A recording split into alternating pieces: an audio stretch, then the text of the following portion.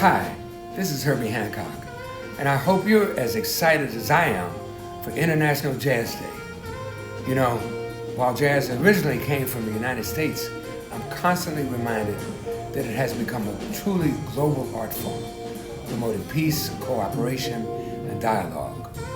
Visit jazzday.com for ways to get involved in your community on April 30th, and happy Jazz Day.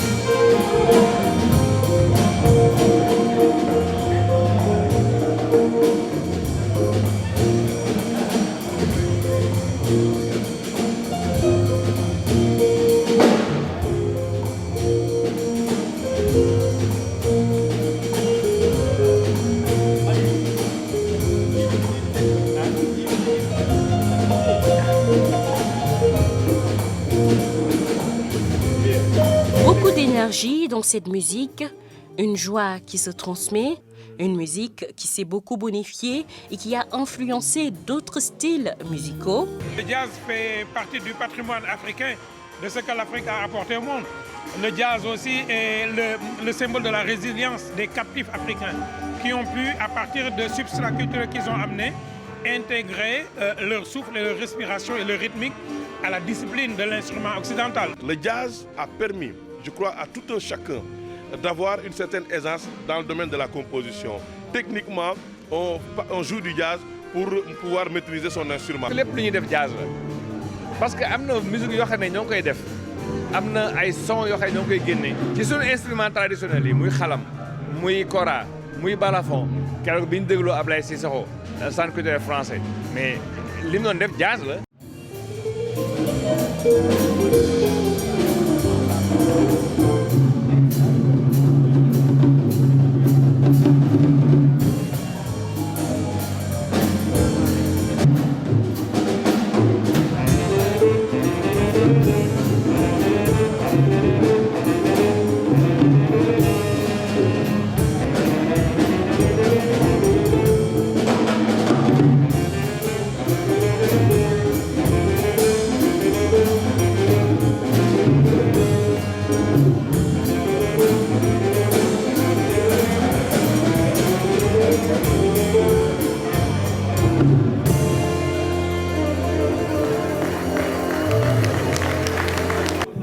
Le jazz était une musique populaire à ses débuts, mais que beaucoup de gens pensent élitiste aujourd'hui, alors qu'il n'en est rien. Miles Davis ne disait-il pas de Ellington qu'il aurait eu le même rang que Beethoven s'il était blanc? Cette notoriété, Ellington la doit à l'affirmation nègre de son identité, certifiée, comme je l'ai dit tout à l'heure, par sa présence au premier Festival mondial des arts nègres de 1966 à Dakar, et comme le montre également avec beaucoup de pertinence, avec des images qui sont restées gravées dans nos mémoires, le magnifique film de William Greaves qui a mis en exergue l'étonnement, la joie et en même temps l'enthousiasme du public dakarois quand Ellington jouait lors de ce festival. Nous sortions des années de braise et de révolte de 1968 et nous cherchions matière à vivifier nos pensées révolutionnaires contre le monde établi et ses règles, contre l'injustice et l'exploitation, cherchant à nous identifier à d'autres et pourquoi pas avec le mouvement noir aux États-Unis.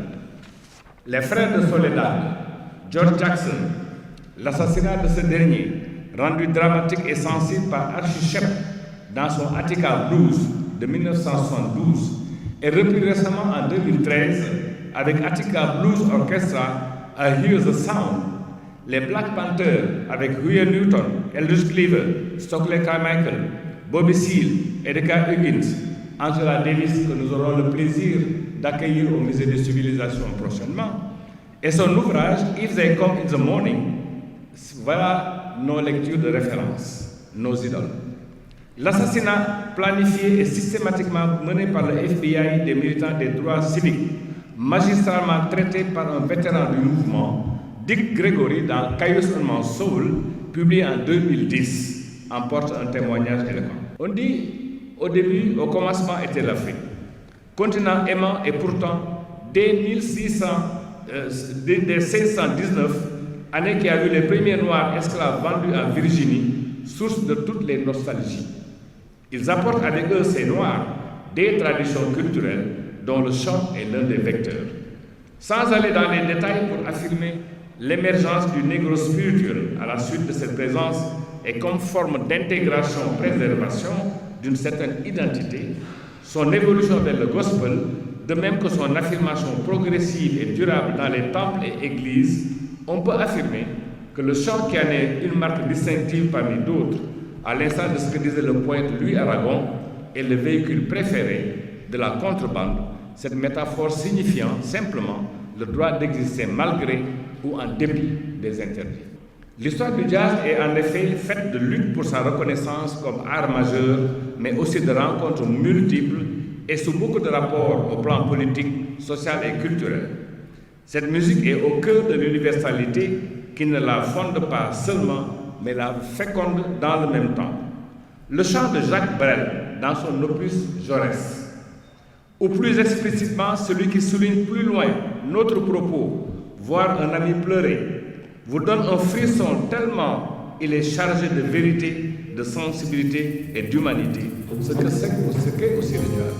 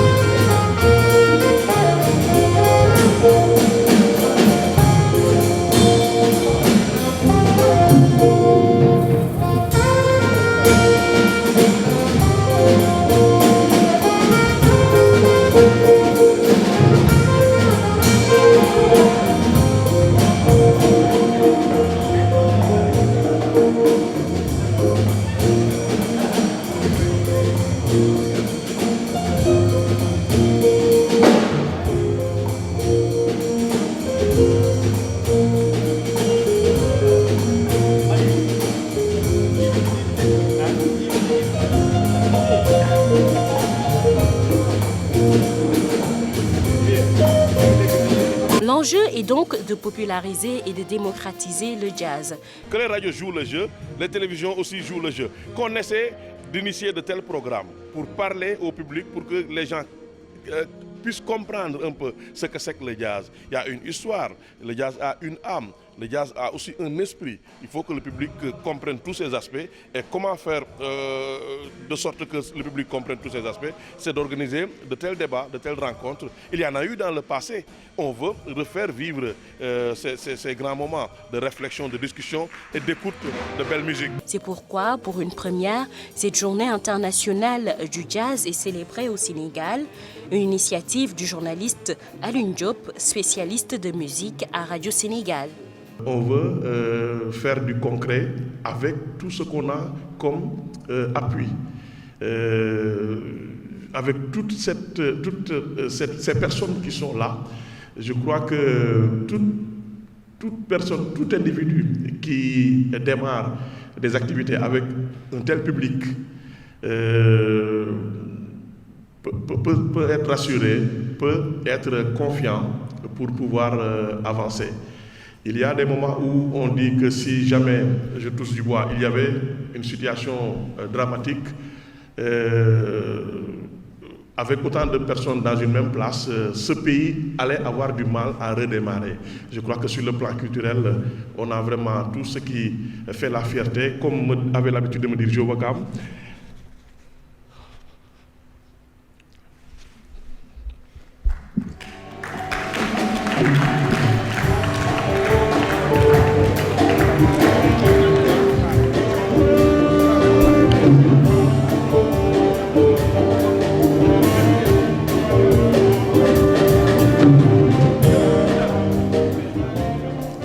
me disait tout souvent que la crème est là. C'est vrai. Et si on parle de crème aussi, pour essayer d'être court, permettez-moi de parler un peu du professeur Magaye Kassé qui a accepté vraiment d'animer cette conférence. Quand je lui ai dit voilà ce que je veux faire, il a rigolé au téléphone. Il me dit mais Alun, je suis en train d'écouter du Miles Davis. Tu m'appelles pour me parler de jazz. Écoute, je fonce avec toi, parce que c'est toi. Merci infiniment pour cette confiance, professeur. Voilà, donc il a un CV, le professeur, de 18 pages. Je ne vais pas m'aventurer à vous lire tout ce qu'il a fait.